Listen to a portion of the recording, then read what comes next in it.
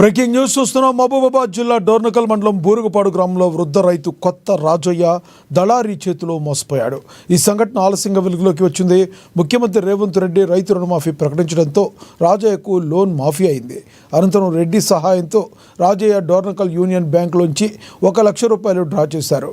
రాజయ్య కుటుంబంలో ఘర్షణలు ఉండటాన్ని అదునుగా భావించిన అనంతరెడ్డి రాజయ్య నుండి ఆ 1 లక్ష రూపాయలు తీసుకున్నారు.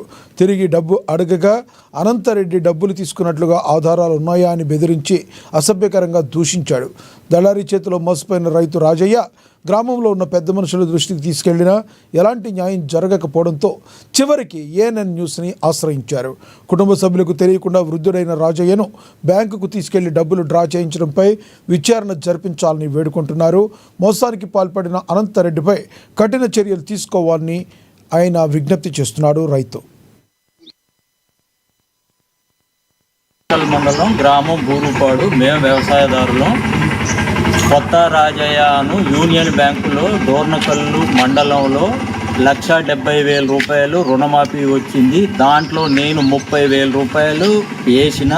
టోటల్గా 2 లక్షల రూపాయలు ఉన్నాయి. చింతారెడ్డి అనంతరెడ్డి అనే క్యాండిడేటు సన్నా పచ్చిరెడ్డి కొత్త రాజయ్య గారిని తీసుకెళ్ళి 1 లక్ష రూపాయలు డ్రా చేపించి తన దగ్గర ఉంచుకొని నువ్వు నాకు ఇయ్యలేదు అని గేమ్ ఆడుతుండు.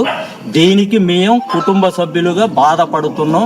అడగటం జరిగింది. తీసుకొచ్చినాక నువ్వు ఈ విధంగా ఏజ్ బారున్న తల్లిదండ్రులని తీసుకుపోయి డబ్బులు డ్రా చేపించడం కరెక్ట్ కాదు అని మందలించటం జరిగింది. అదే వేరే అదర్ కులాలనైతే నువ్వు తీయగలుగుతావా అని మాట్లాడటం అయింది. మేము ఉన్నాయి ఇస్తా అని గతంలో మాట్లాడిండు.